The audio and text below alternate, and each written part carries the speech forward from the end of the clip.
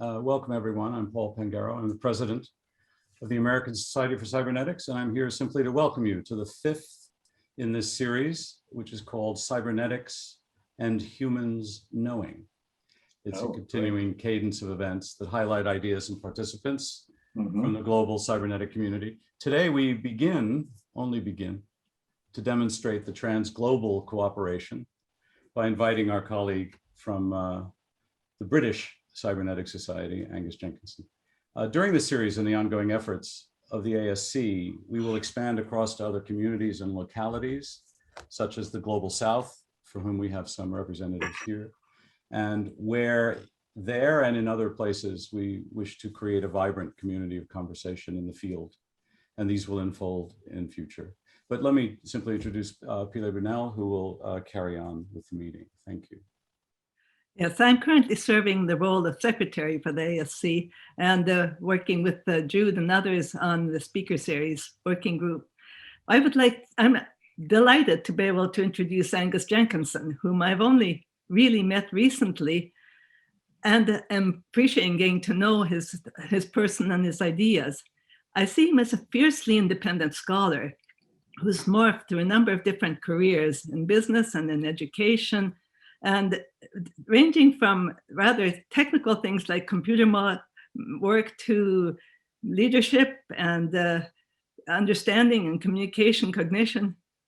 I will put a link to his webpage into the chat. Just, where is the chat? There it is.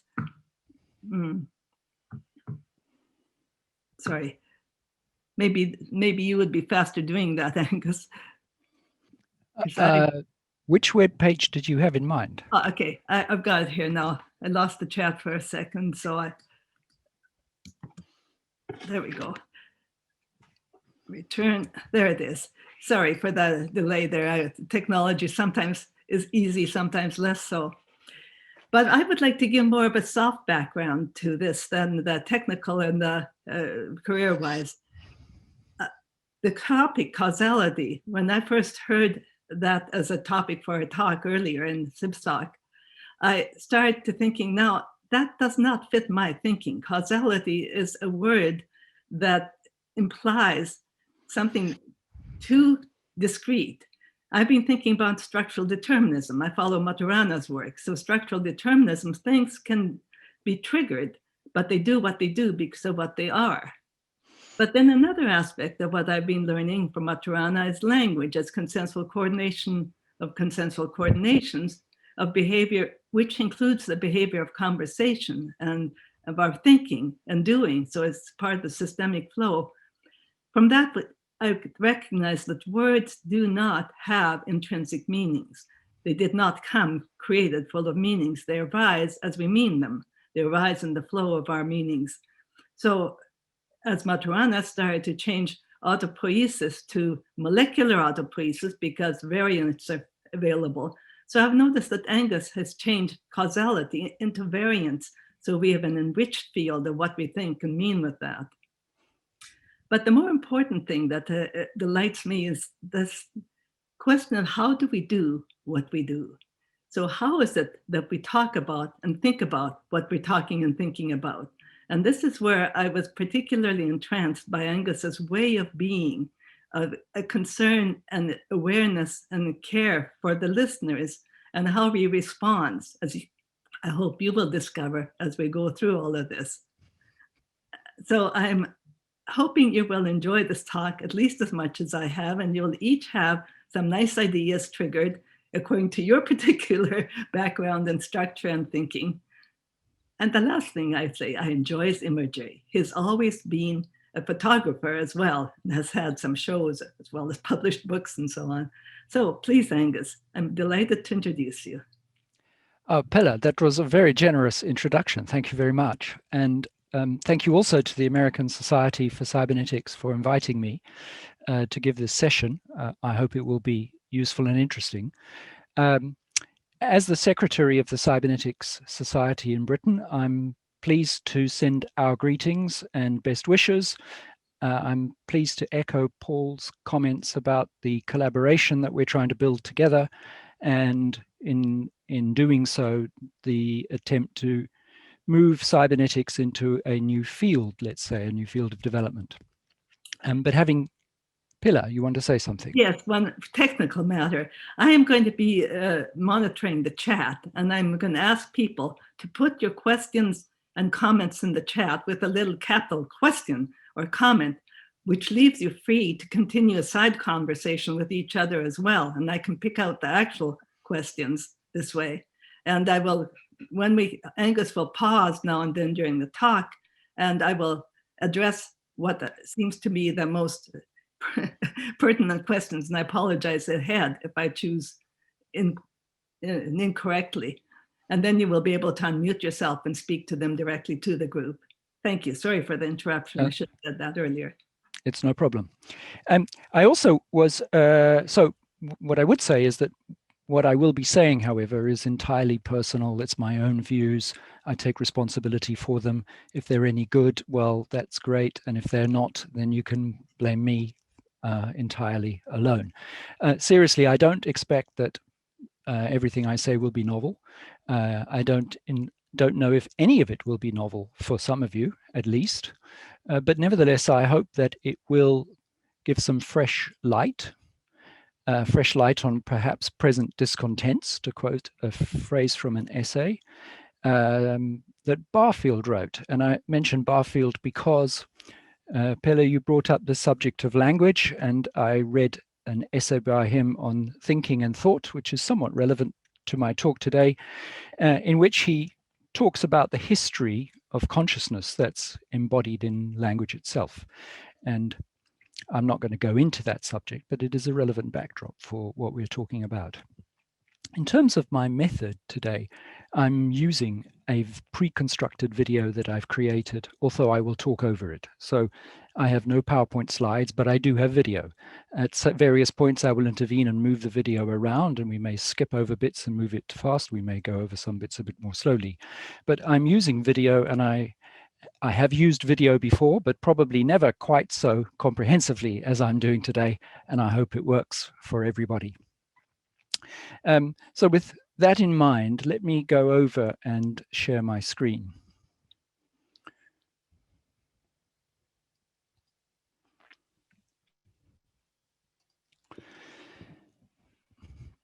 So my subject is from determinism to determination. And these two subjects, they represent a kind of antithesis for me. They represent almost opposites. And as we know about antitheses and opposites from people like Hegel and Varela and others, wherever you get an antithesis, you also get a unity that lies behind that antithesis. And the pictures you've just seen represent some of the different aspects: life growing on stone, the organization of some material substance, the processes of life itself. What I'm going to talk through today is some initial remarks about causation and its history, proposing that there is an underdetermined ontology. In using the word ontology, I am using a highly loaded term. I'll come back to that. I'm going to take a look at passive causality, as I'm calling it. That's physical nature. Then I'm going to take a look at active causality, which is in the field of life. I'm going to move from the life to the human and how the human acts. In the process, I'll be introducing some principles about what constitutes the human. From the human, we'll go to the machine, not from the machine to the human, but from the human to the machine. And in particular, how I believe that we are mechanizing thoughts, but we are not mechanizing thinking, although it may be that in due course we will. Consequences of choice and what this means. And I want to take a look at permafrost melt simply as one illustration of that.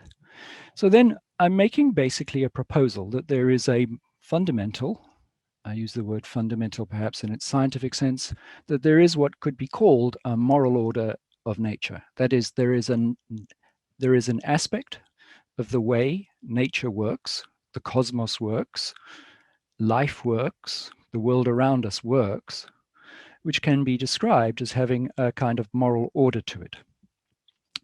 And this moral order depends on certain consequences, certain principles that lie within the human. And the question is, how does that actually work? How does that human process function? And what are the applications that follow from it in such fields as science, business, the law, and so on? So the current understanding of the world, epistemology, mental models you may use, is a framework that is underdetermined, I'm suggesting. And if we look at the history of causality, a little diversion into the background of the last few thousand years, when we go back in time, what we find is that in the early world, and by the early world, I mean from our point of view, not so very long ago, but before the period, just before the pre-Socratic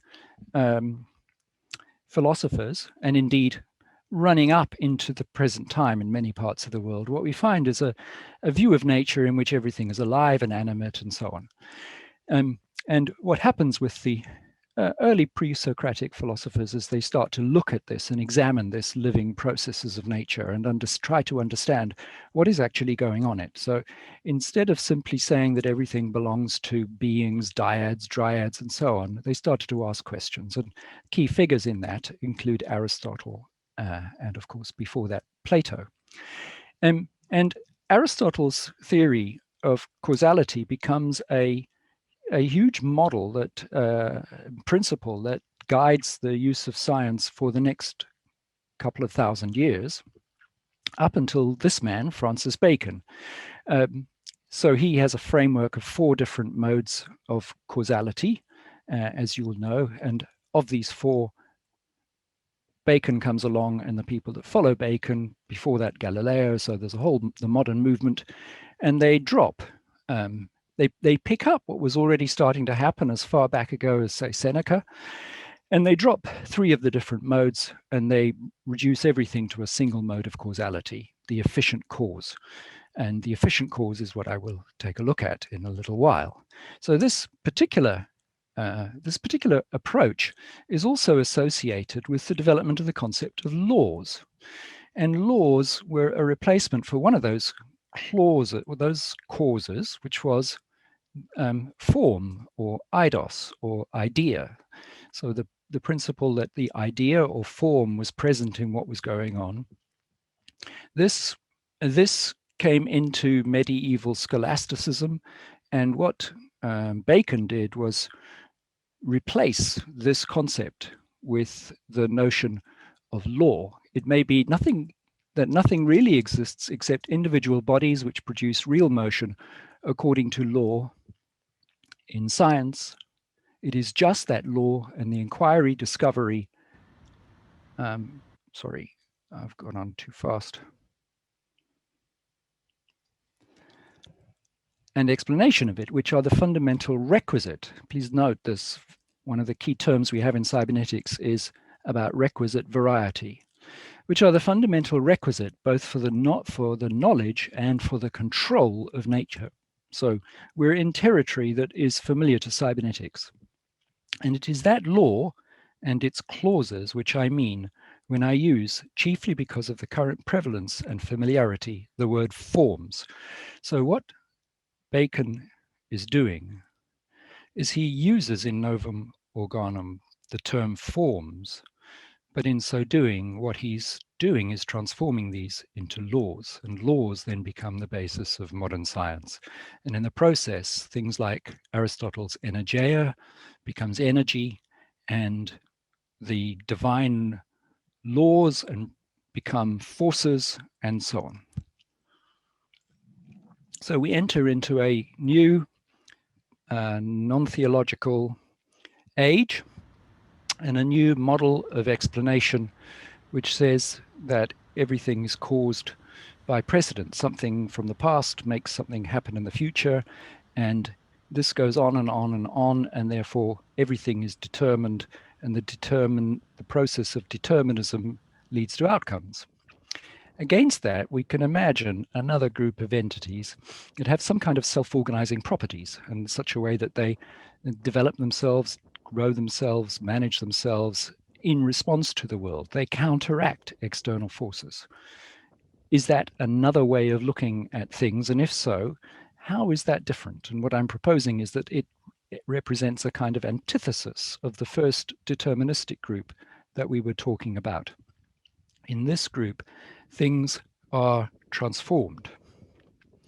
And then there is a third group. And with the third group, we're dealing with entities which are like the second group. They have all the characteristics that one finds in the second group, but they have something else that other forms of life don't appear to have.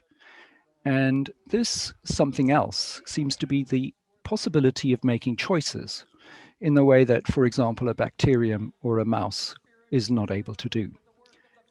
Certainly not the kind of choices that trees or plants can do. So there's some kind of potential in this group of entities, which we know as the human, whereby a possibility may exist. And if this possibility does exist, then it represents another kind of arrangement for how things get done. And we need to take into account in terms of our understanding of how things happen in the world. And that's going to be my proposition.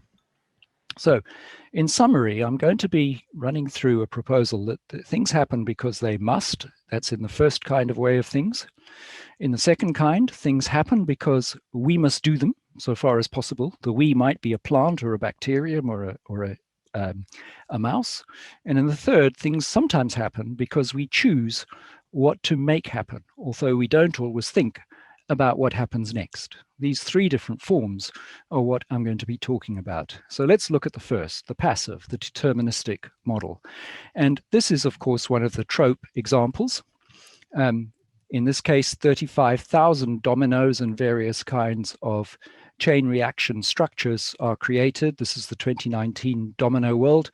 And we aren't going to look all the way through all of this, but on it goes with things knocking into things, knocking into things, knocking into things, knocking into things, knocking into things, knocking into things. And some of the things that they knock into are really quite remarkable. So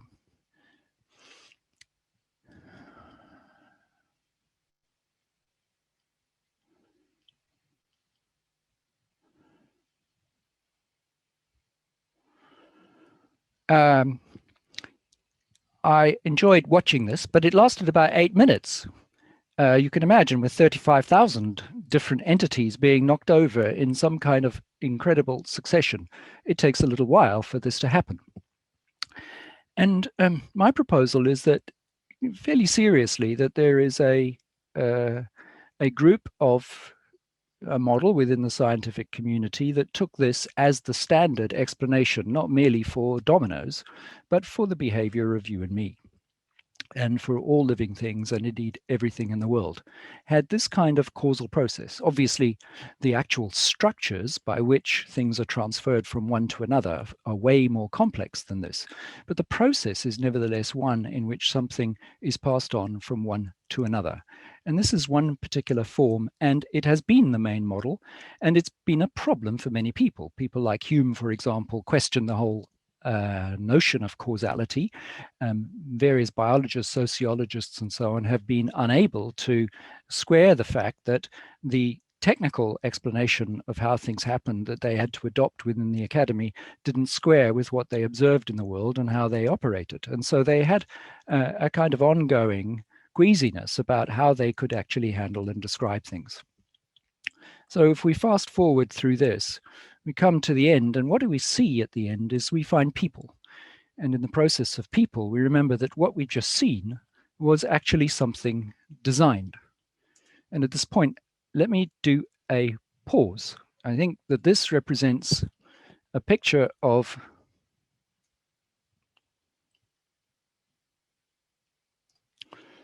in which things are happening. And so one force generates another force, and generates another force, another activity, and another activity. But what we saw is that the whole construct that was there was designed and created by a team of 9 people, expert people, who'd spent a week constructing what they'd seen there.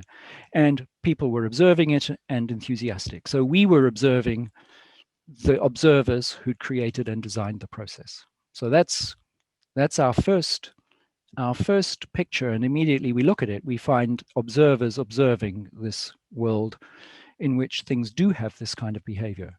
I don't know if anybody wants to ask me or say anything at this point before I move on to the second. There are no questions in the chat at this point.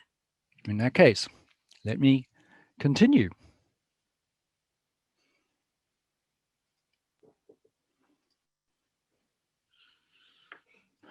So I'm calling that passive causality, and I'm calling this active causality. That was passive causality because the domino didn't sit up and say, well, I don't like what's happening to me, so I'm going to dodge. I'm going to avoid this domino that's coming at me. I'll step out the way and it won't knock me over. It doesn't do that. It's passive. Something happens to it and it does what it does. And when gravity takes over, it falls over. As soon as we come to life, we have active, what I'm calling active causality. And it's active because living things are active. And indeed, they are precisely active in the process of counteracting or cancelling the kind of causality we've just seen. It's not that they don't live with it. We all live with it. We stand up, and if we trip, we fall. And when we fall, gravity takes over, grabs us and fall. But as soon as we start to trip and start to fall, we do everything we can to regain our balance. We catch hold of things and we stop ourselves falling if best we can. When we look at life, therefore, what we're seeing in different ways, the bacteria who remind me a little bit about a kind of minute herd of buffalo grazing on a field because that was alga that they were eating. Or here, a bean plant growing really quite remarkably and beautifully through a process. And if you watch just there, look how it's pushing the soil up above. It's actually pushing soil. It's not that the soil is pushing it. It is pushing the soil. Something inside the plant is growing and it's active and there's a process. Now we know that that process involves the production of things, but the production of things is going on according to its own internal organization within itself, and in such a way as to maintain a kind of life boundary in relationship to the world, and yet a life boundary that lives in relation, in connection to and dependence. The plant, the leaves that are moving there are moving in this time lapse because they're responding, of course, to wind, but especially they're responding to the movement of light. And so what you see is various spiral processes as the sun moves across. And this spiral process of plants actually responding to the movement of light and so on, as well as down in the roots, how it adjusts and moves around different obstacles and so on, is a process of negotiating its way in the world. And this is a different kind of process, it seems to me, a very different kind of process from what we see with dominoes. These plants are observers, and what we know now is a great deal about how much plants do observe the world, interact with each other, and communicate with each other. If I move on, this is a BBC taken a few excerpts taken from one of the famous BBC chase videos. BBC loves showing hunting scenes in which some creatures chase other creatures. They do them very well.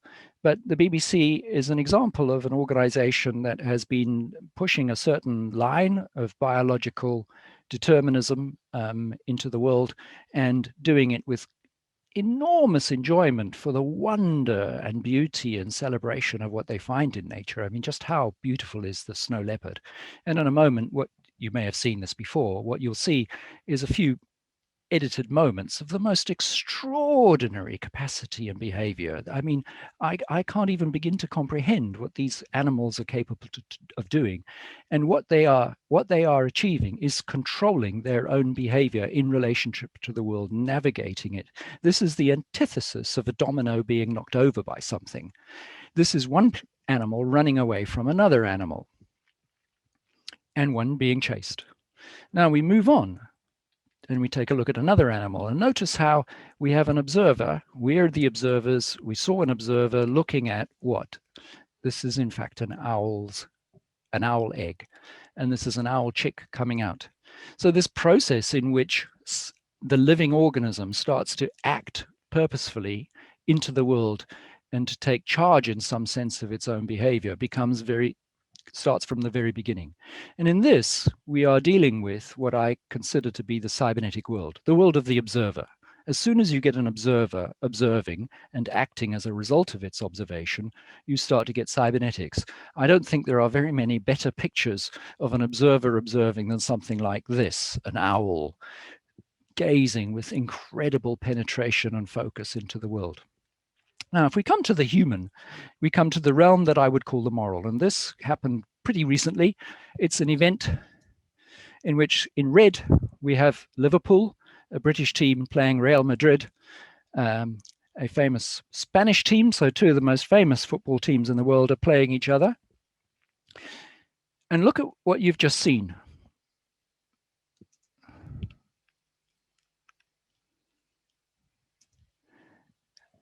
You do not find dominoes doing that, dodging, avoiding. And you don't find a domino coming in purposefully to interact with someone else in order to take the ball away from them in order to achieve their goal. This is highly goal-oriented and avoidance techniques. And in a moment, I'm going to show a scene in which a really quite remarkable goal is scored. Now, some of you, ladies and gentlemen, may not be familiar with the game of soccer in the way that it works. You're used to games in which the score is 100 against 100 or something.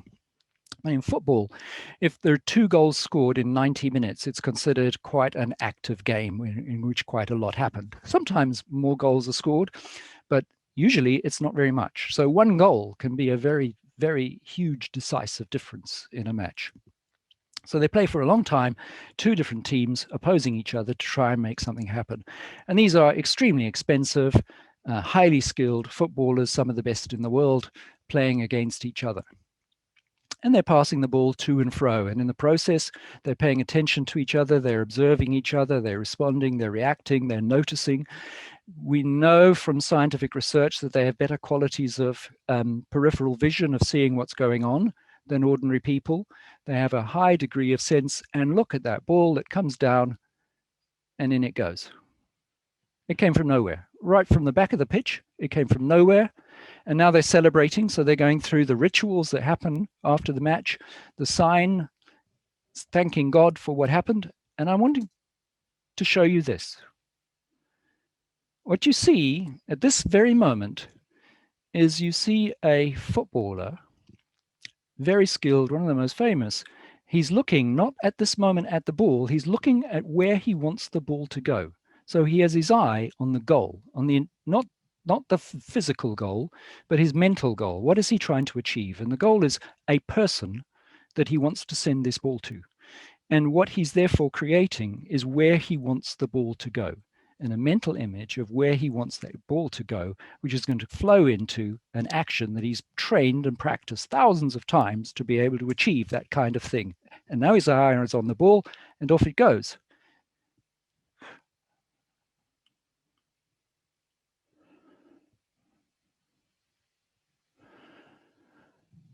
Now you see it being received. Slow motion. Where is he looking? He's running in one direction, and his eyes are somewhere else. And in a moment, we'll take a look at perceptual control theory, but those who are familiar with it will know he's controlling his behavior by observing. He's observing that ball, and it's what child after child gets taught: keep your eye on the ball in all kinds of ball games. So he's got his eye on the ball, and he's tracking it, and he's running, and he doesn't even need to look at where he's running. He hopes there's nothing in the way, you can say, but he's aware of what's going on, and he's running for that ball. And he's running, and look at, so that it arrives perfectly. That's come down 3/4 of the pitch, arrives on his chest, falls, 1 bounce, 2 bounces, and in. If we go back,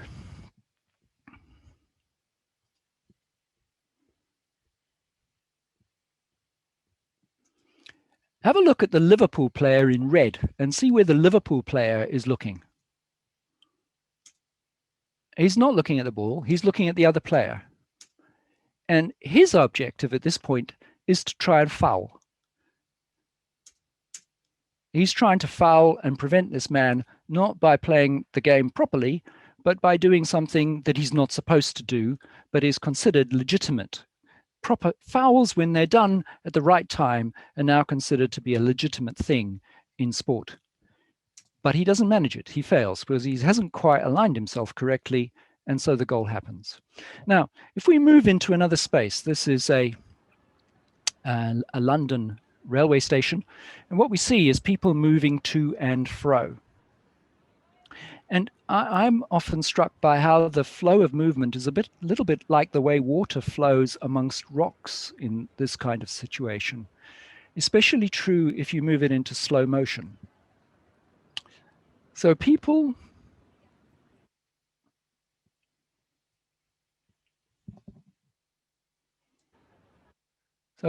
if we look at this man in the middle with a gray suit, he's walking and he's got to find his way, and his body turns and he just slips his way through and finds.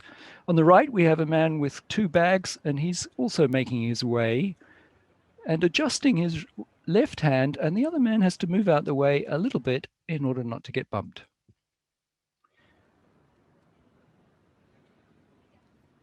People are moving in little loops and curves in order to they're finding where is the passage that lets me flow without impediment. And this notion of flowing without impediment is really important for the design of change. Here's almost certainly a family with the father, followed by the mother, and two teenage girls following in a line, one behind the other.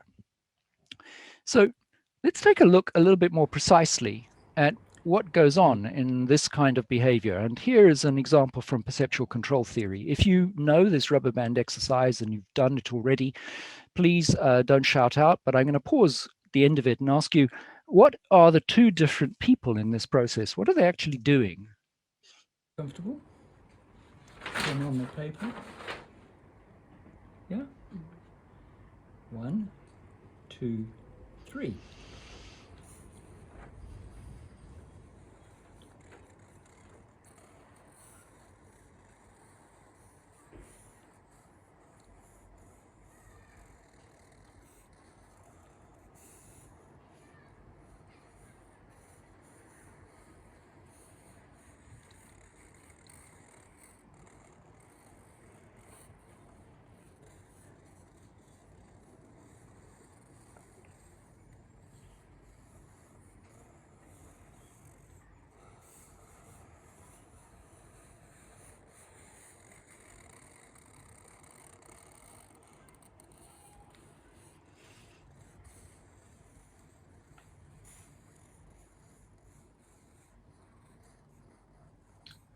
There are some answers to your question coming in the chat.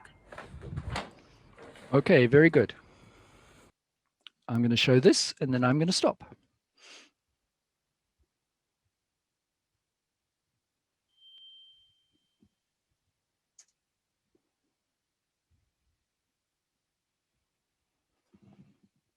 All right, what's happening? There is a question earlier on before you got to this, but maybe we should address the particular video that you paused with. The two questions, one person following the other person's actions or one person responding to another person's actions. Any other ideas? Are you asking me? I asked a question earlier about Okay.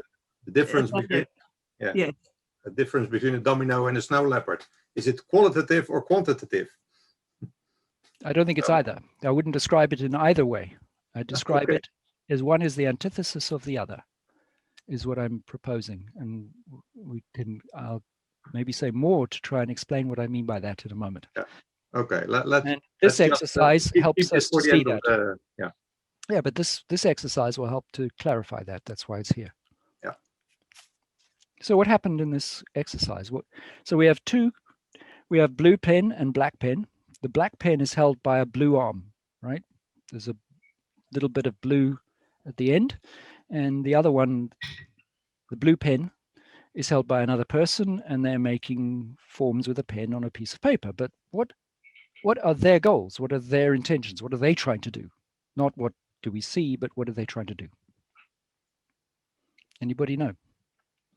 Who doesn't already know this exercise? Yeah.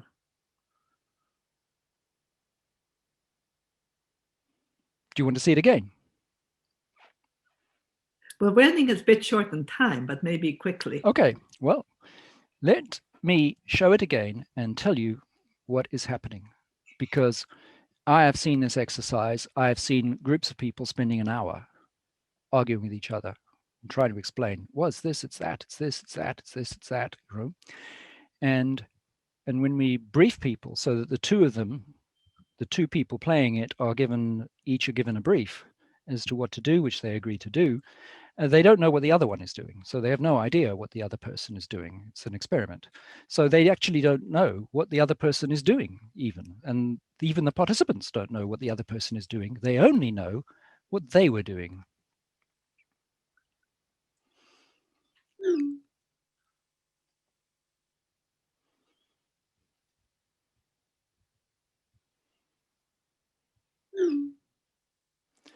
So what is happening here is this. Let's go back even further a bit. And in fact, it doesn't really matter whether you play this backwards or forwards in some ways, which might be some kind of an argument for the theory that time goes in both directions. But if I show it in ordinary mode, two different things. The person on the left is trying to disrupt the person on the right. That's their task. Disrupt the person on the right. They've been told the other person is going to try and do something, try and stop them doing it by moving them about. And they happen to have chosen to say, okay, well, I'll move them about by making some kind of form, and then thought, oh, this form's a little bit too regular, so I'm going to do something that's not quite so regular, and I'll disrupt my own process. That's what the person on the left is doing. Okay. Now, what's the person on the right doing? The person on the right is trying to do this. I don't know if you can see it, but in the middle, there's a little dot. It's here. And from their point of view, from where they happen to be standing and where their head is and their eyes, they're trying to keep the knot. The rubber band is tied in a knot, so there's a loop and a loop.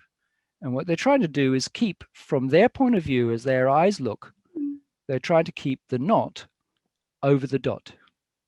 That's what they're trying to do. This person on the left is trying to disrupt the person on the right. And the person on the right is trying to keep the knot over the dot. And of course, this was done once, didn't have a practice, and their mode of doing it is imperfect because of lags and things like that. But as the exercise shows, it's not too difficult to see that the person on the right is actually approximating to doing the opposite of what the person in black is doing. So what it means is that they're actually operating in such a way as to cancel out or form an antithesis of the other person. Now, I see that time is flying forward. Yes, we have about 50 minutes max left, so you must give us time for conversation. Thank you. Yeah. So what we have is various kinds of machines in which human beings implant things.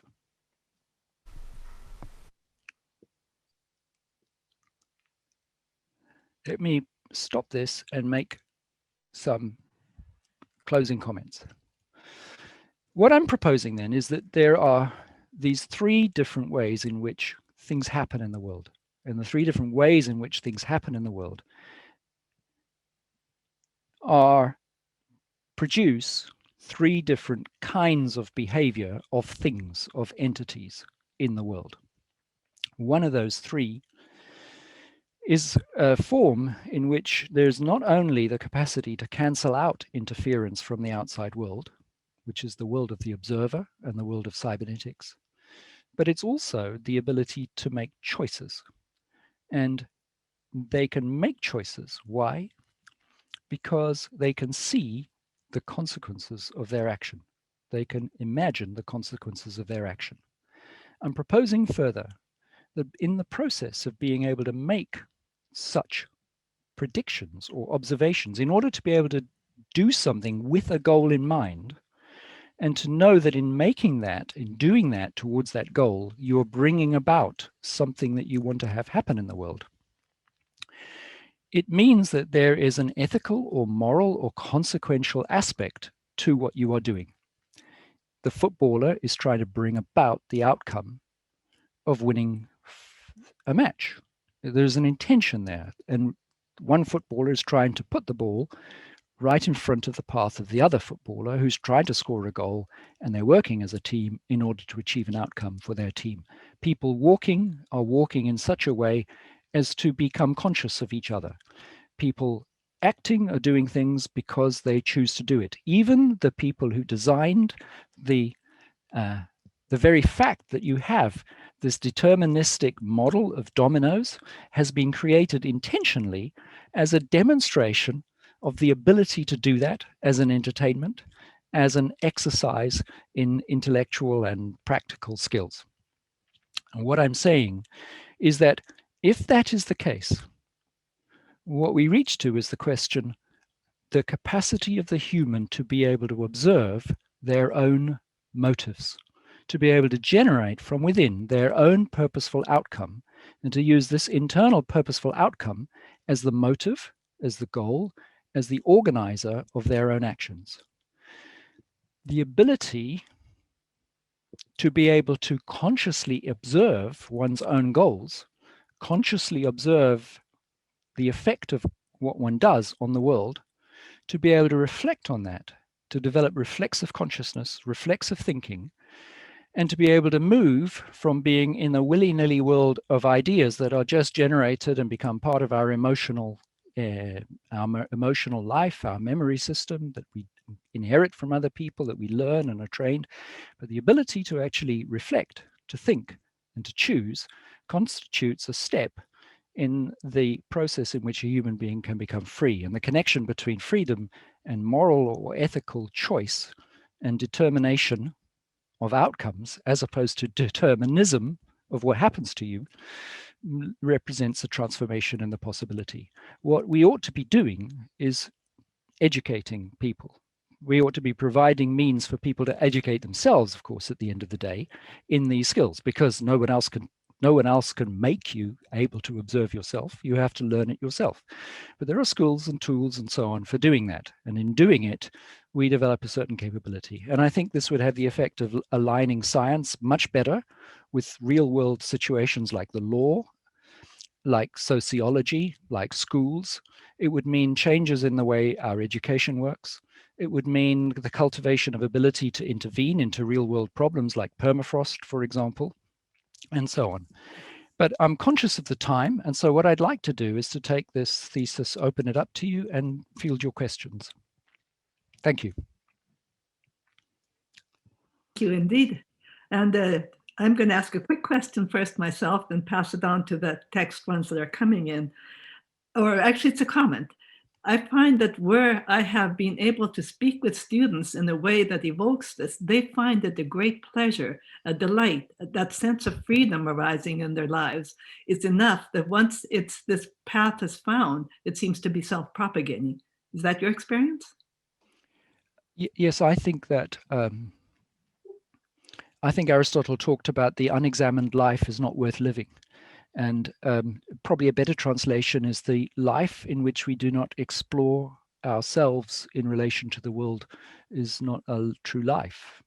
And that goes with the notion of education as something that should be a pleasure in its own right, something that we enjoy the process of learning. And this is essentially not about an egotistical form of self-knowledge. This is essentially about a form of knowledge in which we transcend the egotistical within us. Jude has a question. You just want to bring it up? Thank you, Pile. Yeah, what might be useful tools for learning reflexivity? Well, I started doing meditation at the age of 21. I found that very helpful. There are modes of doing meditation that assist with this reflexive ability. But having said that, it's been taught by various people and there are various techniques. So to begin with, something simple like the following exercise is really useful. If at the end of every day, you remember your day backwards, you just mentally remember it, put it into your memory, and you remember it backwards. That's reflection. And try to remember, you can do it, you can remember the whole day in 15 minutes or 10 minutes or 5 minutes if you go fast enough. And you can do it in various ways. You can say, I just want to remember encounters with men, encounters with women, encounters with children, good times, bad times, or that particular period I want to go intensively through, or I want to skate very fast through the whole day. And so just the capacity to be able to learn to develop the ability to reflect and look back on itself. The ability to say, how did I choose? Here's a decision I've made. How did I come to that conclusion? Because essentially the process is one in which we go from thoughts, which are finished productions, to thinking itself. And that goes all the way back to the old philosophers who saw the world as living and so on. What we've come to is a world in which what we do very often in modern life is we construct often abstract thoughts, and we produce thoughts and we share thoughts that are finished conclusions. Very often they hardly even constitute thoughts. They become words and word games amongst people. The experience of thinking can also be experienced when you take a puzzle or a problem. In Zen, they give you something like a koan. What is the sound of one hand clapping? But you could ask another question like, what is the nature of an observer? Any hard puzzle in which you do not know the answer, that you have to try and penetrate, and so you have to actually think about it for yourself. Anything in which you truly have to think is going to help you to develop this capability, as long as you learn to observe the thinking process, becoming aware of thinking itself. Jude. Yeah, to follow up on this, I think that what I'm hearing for me is the distinction between reflection and reflexivity. Whereas reflection is I look at the past in the present.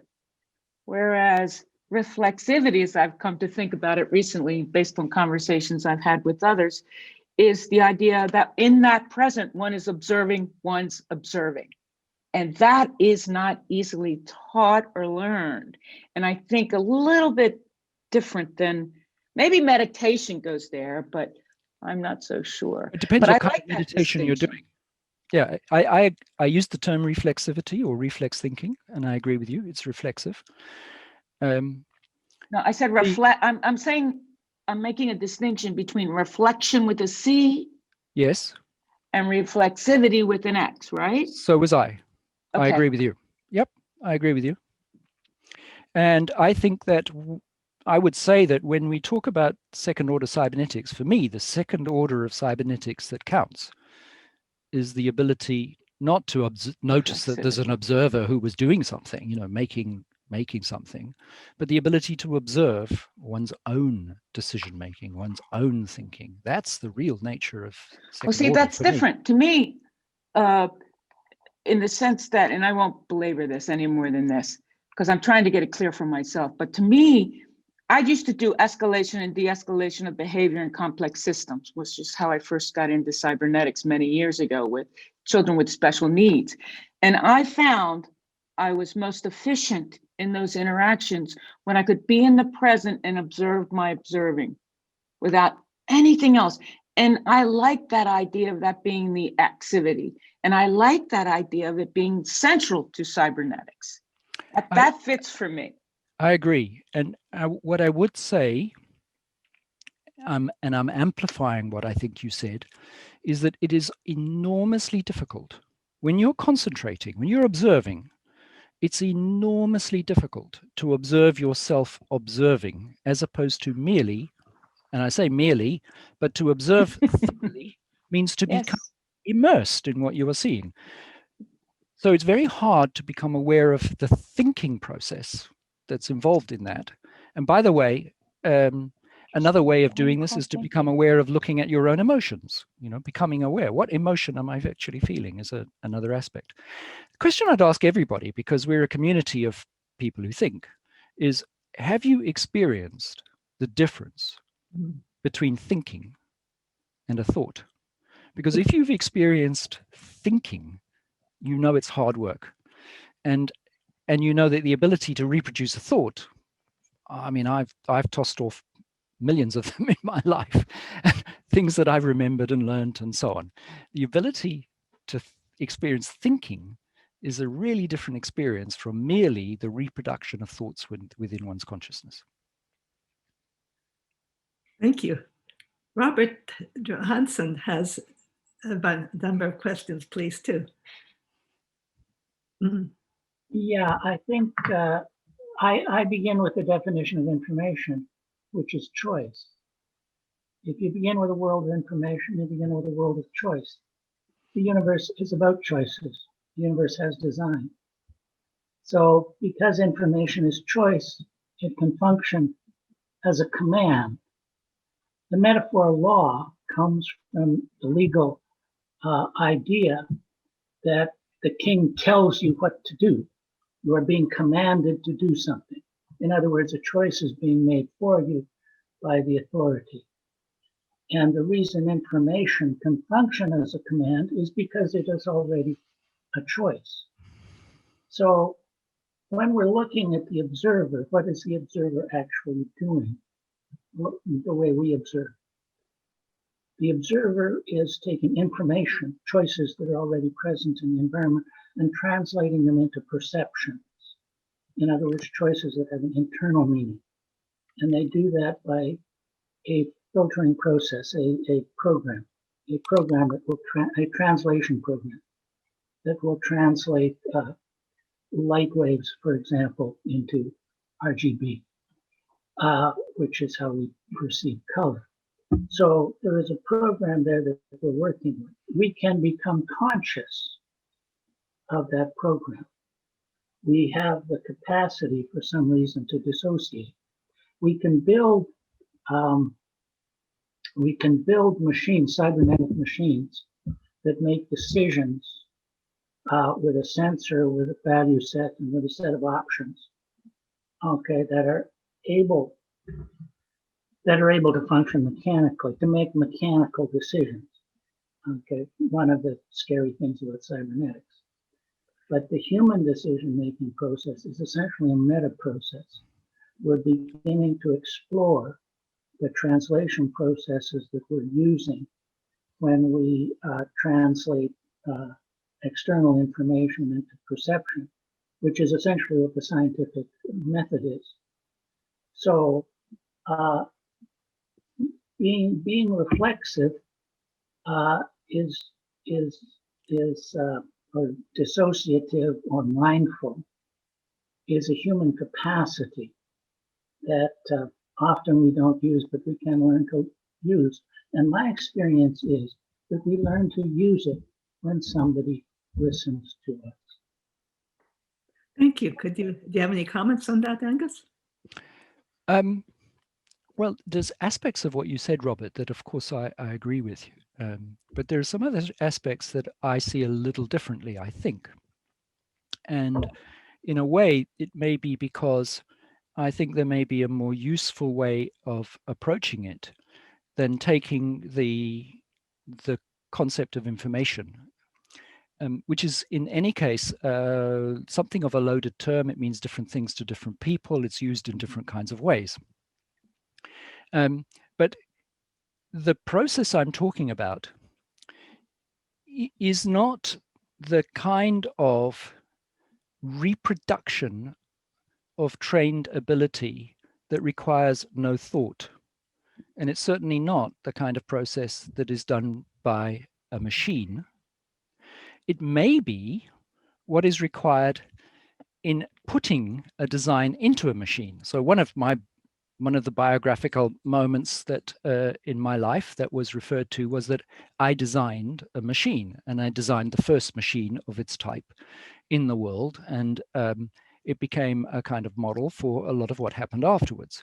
In order to do that, I had to find a pattern for how it would work that reflected or what I understood to be the particular field in which it was operating. And in order to do that, I had to think, because I was doing something original and new. So certainly I was understanding the world. So I had to have a requisite understanding of the world, which meant take into account the variety of what was going on and have information about what happened. That's true. But the process that I'm talking about, it's very easy when we start talking about changing information into information to see it from the kind of point of view that we're used to in relationship to machines. And what I'm proposing is that we put our thoughts into machines. So let us start with thinking itself. Let us say that thinking is an internal activity. And we won't understand thinking. I do not believe we will understand thinking by looking at the brain. We understand the brain by thinking. It's the other way around. Mm-hmm. And by all means, we take information in, but the process of thinking is a process of understanding by doing an activity. And the transformation that you're talking about, that I'm talking about, is the capacity to observe that transformation, that internal activity of transformation, and to be able to see. And the key bit I'm trying to get at is, what will be the consequence of this? How will this change the world? And what I didn't really manage to do, it's my fault, I didn't manage to get into in my talk, is the ability to actually see the kind of inverse. Whereas we are used to looking at domino effects where all of the things that happened go back in time. I'm talking about seeing forward in time. What is going to be the flow of consequence into the future? Can we see that if I do this, this is going to happen and this is going to happen? And I think that within cybernetics, there are skills and tools that are being developed in which we can start to see how the free flow will happen. What do we need to do in order to bring a free flow of movement through the world by, for example, creating context markers, cues, and so on that influence behavior? Yeah, for me, the key is that cybernetic systems are decision-making systems. And absolutely. Yes. And they're observer systems. And we can make them mechanical. Yes. Observers, you only get cybernetics. So one of the things is, if you take something like permafrost melt, it's described as a circular loop in which, heating up, snow melts. Snow melts means that there's more heating. And so it circles and circles and circles, and it's a classic loop. This is not, for me, this is not cybernetic feedback. This is circular causation. Right, yeah. Because there's no observer involved in that. But the biological organisms that are responding, the living things that are responding in that process as the ecosystem changes, that's when cybernetics comes alive. I think we need to carry on to some other questions. Let me finish. Another question then. I'm sorry, Pilar, over to you. It's interesting. We could all go on for a long time. Claire has a very different approach about bringing in art into this. Would you please enlarge on that, Claire? Claire Atwell. Hi. Yeah, I wondered, if we observe as artists and we're bringing that in naturally into art, when art in the Western world, there's this need to have to sell it and to be peer reviewed, and there's a whole meritocracy within art. I just wondered about the corruption of that reflective process, because no longer is it just reflective, there's other pushers in it. So I guess it was just sort of introducing that other element. It's not just the reflecting and observing, it was using other forces on that reflective process. Well, Claire, you bring up, I was going to mention art as one of the fields that I think benefits from this and our understanding. I have, in this context, I have a certain point of view on art that you may or may not agree with. But I think that the artist is an individual who in a way, is striving for freedom. The freedom to express, to understand and express, understand the world and express themselves in it. And that art, therefore, has a kind of, it's not moralistic. It's not, I mean, true art is not in the least bit moralistic, but it is in a sense moral because it has an effect upon how we experience and how we relate to the world. And you cannot be an artist and be hidebound, be doing what somebody else has told you to do.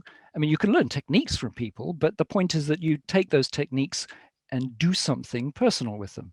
So for me, cybernetics ought to play, and the cultivation of cybernetics, it should take advantage of the artistic process. And I think many of the things that we do as designers have to take account of that artistic sensibility. We need to become conscious of our emotional relationship with things as part of it.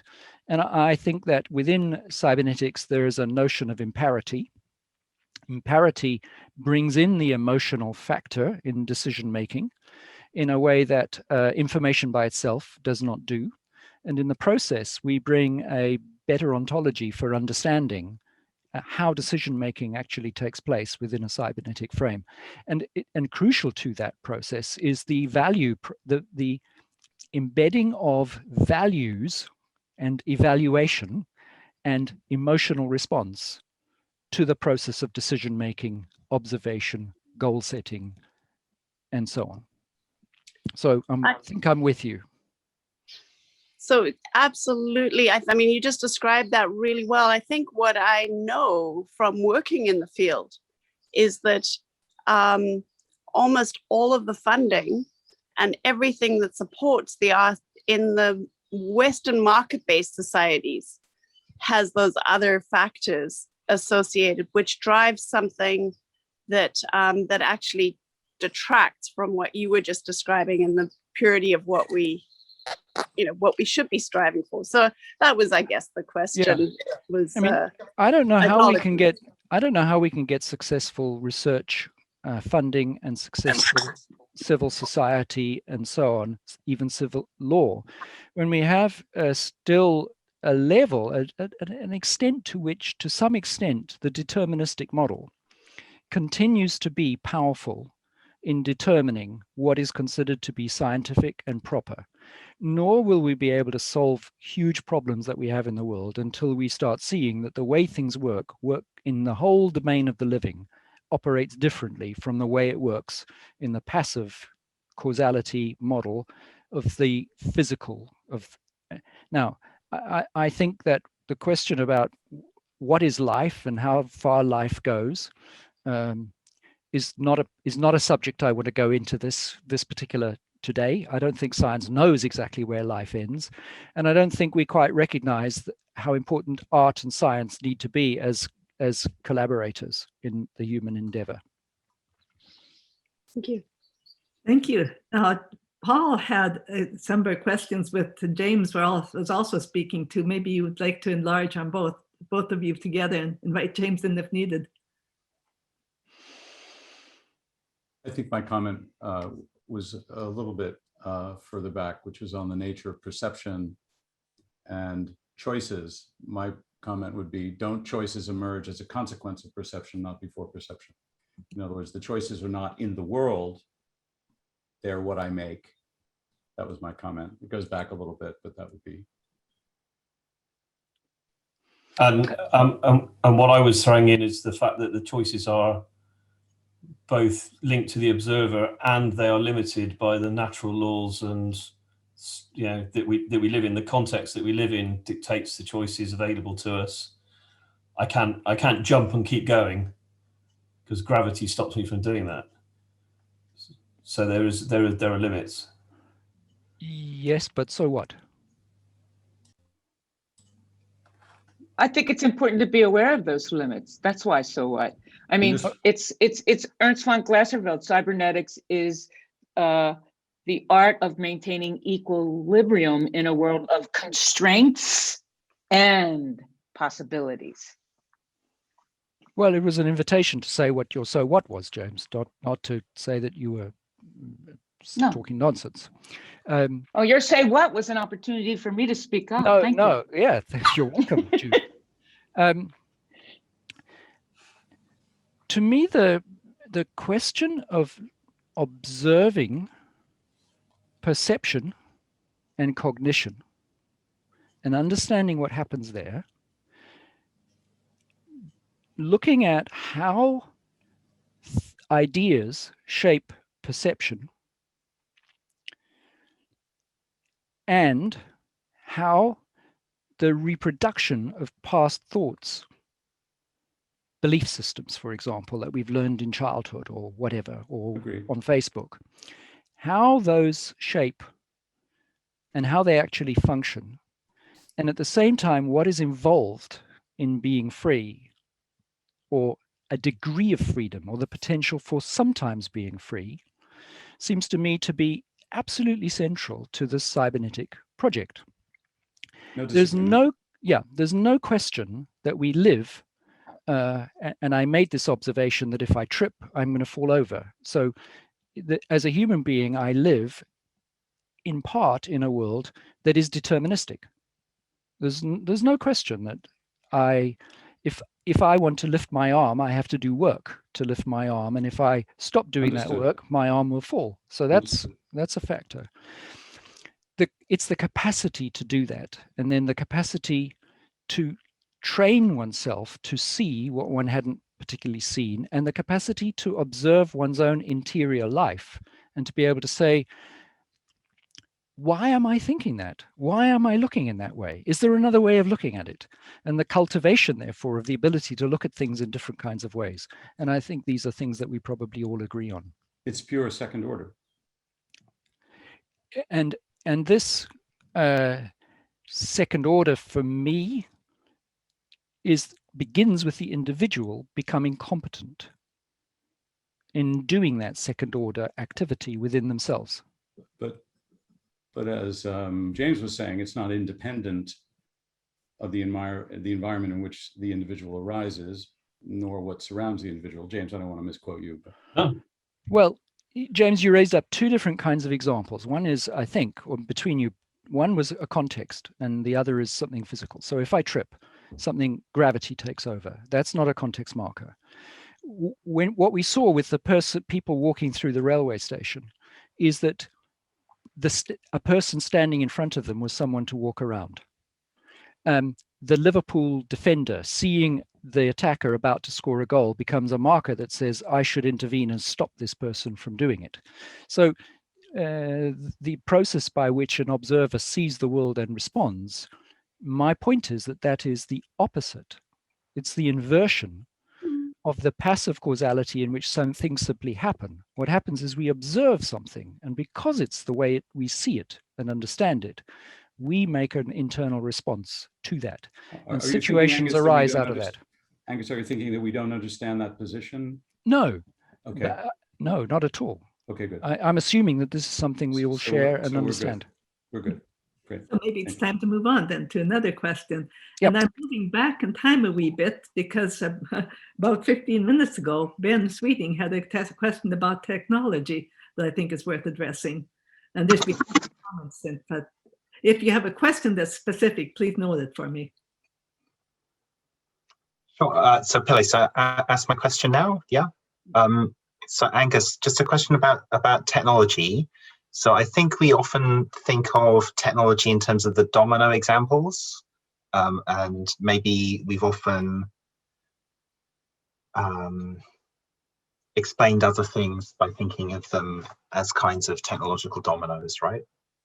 And more recently, we have kinds of technology that seem like they're making decisions, but are actually dominoes for decisions made by others. But I was also wondering about the kind of organic example, so your second example. And I can definitely imagine technologies that work like that. So computers that grow like bean sprouts, like your bean sprout video. And I was wondering, whether you would think of the role of technology in thinking through causality. Because it's often remarked that we understand mind or thinking in terms of recent technology. and I wonder if different ways of doing technology might help us change how we think. Well, I agree. There are organic machines already. It's called industrial farming. But there are more interesting kinds of organic machines, and they include machines that are constructed to take water, fresh water that flows into a farm, transform the water by making it muddy and, for example, passing it through manure, using that to cultivate things, cleaning it up, doing something else with it, doing something else with it, doing something else with it, and in the process, exiting with clean water and meanwhile growing various plants and so on. You can also use organic materials to deal with waste dumps and things like that. So I'm pretty sure that life has got we use life. We've been using life for thousands of years. We re-engineered the silkworm probably 5,000 years ago. I say we, the legend is that the empress, the yellow emperor's wife, the yellow empress, re-engineered the silkworm. Certainly it happened DNA-wise about 5,000 years ago. So we've been using organic living organisms as instruments for our purposes for a very long time, and we will continue to do them.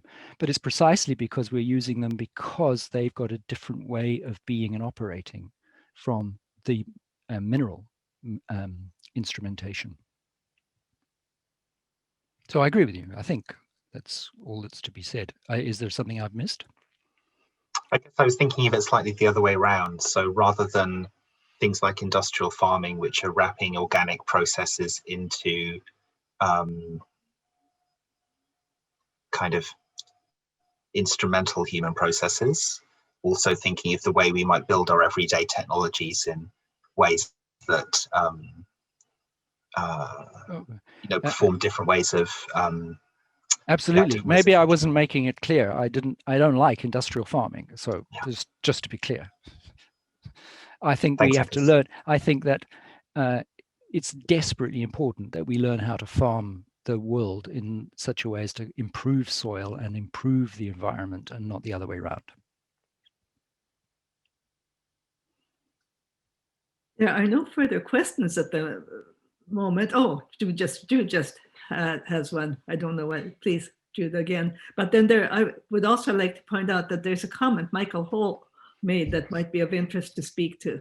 Maybe do Michael first and get to Jude. Please, please. Okay, which one? So I have skipped. So the idea, David Orr in this case, I think, in his wonderful paper, What is Education For?, would argue they design a system like that, that has these unintended results, unintended consequences, because education is specialized and it's not more, let's call it holistic, including arts and ethics and morals, because if we had highly reflective engineers, they would perhaps anticipate these things, or as Pillay suggested, do slow thinking. Yes. I think my reflection to you and maybe to everyone else on this is, do you recognize that it's still part of the cultural norm of science to think deterministically, and that even those who who theoretically see themselves as going beyond it still use habits, mechanistic and deterministic language and concepts? Secondly, if that's true, if there is another way in which living organisms work, have we thought through the consequences of that for our law, for our education, for the way that we educate children, for the way that we see the world? Do you agree that human beings have the ability to make choices, but that this might be something that has to be schooled, because it requires going beyond merely biological instinctive imperatives, and it requires going beyond what is trained into us by the mere fact of being born into a culture, go through an education, learn the things that we're supposed to learn, copy our parents, copy people around us. We have to get beyond that. Do we think that it's actually possible for people to develop the ability to reflect, think, and choose, and to be able to become conscious of consequences? Are we not able to see that there are consequences? And if there are consequences, are we capable of choosing between those? And as soon as we recognize there are consequences, and as soon as we choose between them, we are making a moral decision or an ethical decision, or whatever you want to call it. Whether we like, I mean, that's just a fact. We're making something that has an effect on the world and on others. Therefore, it's what we would call moral or ethical. If you want a different language word, go ahead. But it has that consequence, and it means that it's a different order. Does it not follow, if you agree with that, does it not follow that the capacity to develop that is a fundamental principle of becoming a scientist? And not just a scientist, but a human being. I'm going to insert a quick question from Alfredo Moscardi, then turn it over to Jude, who can follow with her question and the closure for the event with some information what's up next. Sure, your example was a knot. It's the first time I've seen that. I didn't get it. But what's important to me in that knot example is that there was a goal. Once we knew the goal was to keep the knot above the point. Then okay, the method that did it was an observation of the observations. But are you saying that really behind that there is also a teleological motive to, I mean, that could be called determined, not determinism, but there's a determined object to life, and by observing observings we actually deal with it. Alfredo, beautiful question. So let me just be clear about this as best I can. So what I'm saying, first of all, is that the person who was trying to keep the knot over the dot could be doing it because she just obeys whenever she's told to do something. I happen to know this person. That's not how she is. But the point is, do we believe that a person can look and say, am I going to do this exercise or am I not going to do this exercise? And am I going to do it well as best I can or not? And as far as I'm concerned, often people just do things because they think they must, or no, we often do things because we think we must, but we're conscious that we're doing it. Sometimes people operate on autopilot. They don't really think. But I believe that it's possible for a person to think. And I think in this case, the individual, the woman who was doing it, was very conscious of what she was doing. And what the effect of what she was doing is that by focusing on what she wanted to bring about, it didn't contradict what the other person was doing. The other person, from the other person's point of view, he was making her move her pen in various kinds of ways. So he thought he was succeeding. And she thought she was succeeding because she was keeping the knot over the dot. And the two of them were working quite happily, but each of them had their own goal. And each of them was concentrating on achieving their own goal. The point I'm trying to make is simply that in the process in which we do that, we are not automata. And to become truly not automata, we have to be able to choose what decisions we make. That's the key. And I believe it's possible. And I believe that schooling that is crucial to the future. Is this a form of structural coupling? Is that a structural coupling between the two? The two are structurally coupled together? I think all living organisms are structurally coupled in a sense because we respond to a context, the environment, the contexts in our environment. So we are always active, causing things in response to what we observe in the world. So each of them was observing something in the world and responding to it and doing something to pursue. But that didn't mean that it wasn't collaborative at the same time or achieving something together at the same time. I think there are all sorts of implications. I mean, if you're designing change in an organization, it's a truism in that managers think that people resist change. They don't resist change. What they resist is being changed to do things they don't want to do. That's a quite different thing. So the skills and techniques for understanding how we manage all of these things are going to be crucial for solving permafrost melt, rich and poor, ecological crises, poverty problems, social problems. And I think as long as we think that the causes of things happen from the past rather than from human choices, and as long as we don't school ourselves in that, we'll keep on having those consequences that we don't want to have. Perfect place to stop. Compliment you on a beautiful talk. Thank you. Yeah. So Jude, do you want to just carry on with your question or to the final comments?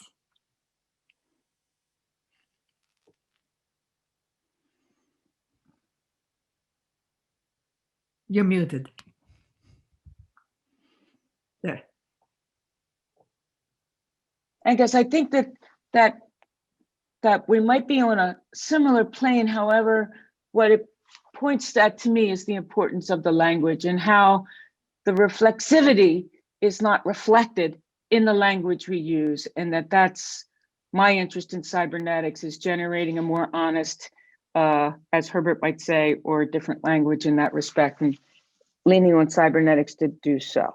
So thank you very much. That's why I was trying to use things like active causality and passive causality to get out of the normal things to start thinking about what's really going on and bring some. I appreciate that. Agree. And thank you very much for all this talk and thoughtfulness and care here. And thank you for inviting me. We're pleased that you were able to come and join us.